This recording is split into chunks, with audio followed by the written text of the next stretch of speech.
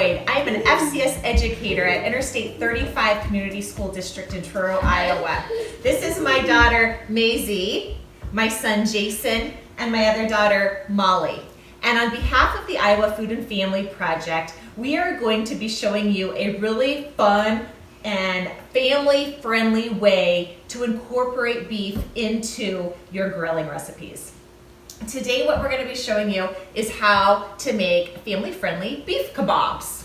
So Molly, what's the first thing we need to remember when we're going to make some beef kabobs? You want to soak them in the skewers in the water for about 10 minutes just so that they don't catch on fire? Great, yeah. We're soaking these for 10 minutes in just a pan of water. It just takes about 10 minutes, and that way when we put them on our hot grill, the wood doesn't go fire outside in our driveway, right? Yeah. Yeah. Maisie, what's another tip? Freeze the meat for 30 minutes. Yes, so I took my sirloin steak. We're using sirloin today, and I just put it frozen in my freezer for about 30 minutes before I cubed it up. And Maisie, why do we do that? So that it's easier to cut up. It is easier to cut. When you go to slice it, if it's been frozen just enough, it helps firm it up so that your knife doesn't slide all around when you're trying to cut your sirloin steak. So we've got these cut into about 1.5 inch cubes. And I just went ahead and we poured some marinade over it. We're just using our own family's favorite store-bought steak marinade. So whatever you and your family prefer, by all means, go with that. All right. The other thing we did was we cubed up some of our family's favorite vegetables. So we've got some bell pepper, we've got some red onion, we've got cherry tomatoes, And mushrooms. And mushrooms. And I just drizzle these vegetables with a little bit of Italian dressing. Some oil and vinegar would be just fine. Just something so that it doesn't dry out on your grill. Just not A little bit of flavor, right?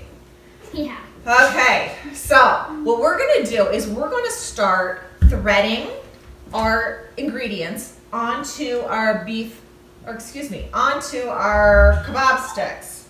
So start with beef and then you'll add some vegetables, and you can really adjust this depending on what each of your kids like. So Maisie, you like beef and mushrooms. Molly, what do you like? I like beef and mushrooms. You like beef and mushrooms. Maybe Maisie, you like beef and peppers. Jayson, you like the onions and tomatoes? Not sure. Go ahead and just start putting on whatever you like. Now, Maisie, there's a tip to this, isn't there? Yes, put your finger in between each item so that it's spread out, so it's not all smushed together. Yeah, so leave just a tiny little gap between each of your food items so that when you're grilling it, it's not like they're so tight that they're just gonna kind of get smushed together and not cook evenly. So leave a little bit of a gap so that they all cook uniformly on your grill. Oh, those are looking good, you guys. Now, speaking of the grill, I have gone ahead and preheated our grill to medium-high heat while we're getting ready. That way, when we put these on, it will be ready to cook and already preheated. Now, kebabs are a great way to really stretch your family's beef dollar by dividing up the vegetables and the beef onto each person's serving. You can really stretch that, plus incorporate all those extra vegetables as well. So as we kind of get these going here, Get them going. Be sure you're using the pointy end of your kebab sticks, clearly, and do not hurt yourselves or each other in the process. Oh, that's so funny. She said that earlier. What's so funny? Good job. It's looking great, you guys. They're so colorful. All right, what you looking for, Jay? They are kebabs. This is my fave. Sirloin steaks were actually on sale this week at our grocery store. My favorite. I know. It's a perfect time of year for that. We should try this camping this spring. What are you doing? Oh, Jayson, it's like a pattern. I did the pattern too. Very cool. You can eat that one. When it's cooked, right? Yeah, that's if you want to eat the meat. Definitely, we have to wait for it to be cooked. Last time you wanted to eat the meat Oh yeah. raw.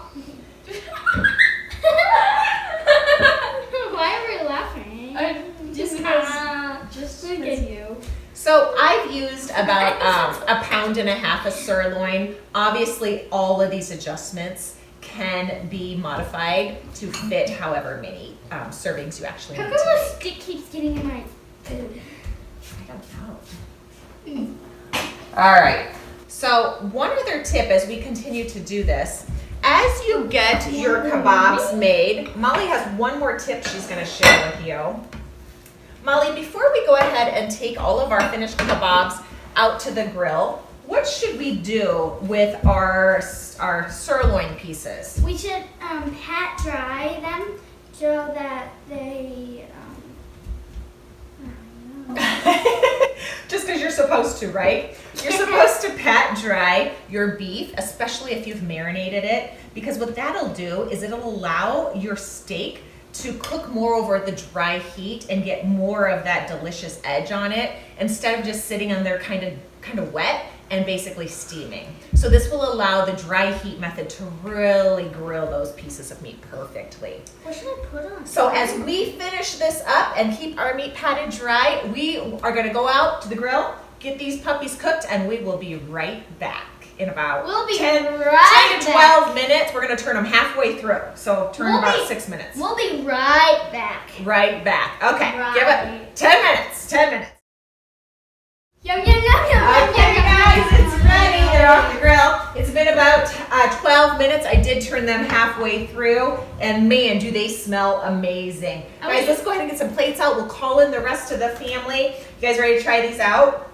That smells so good. For more recipe inspiration, check out the Iowa Food and Family Project. Until next time. Okay. Bye.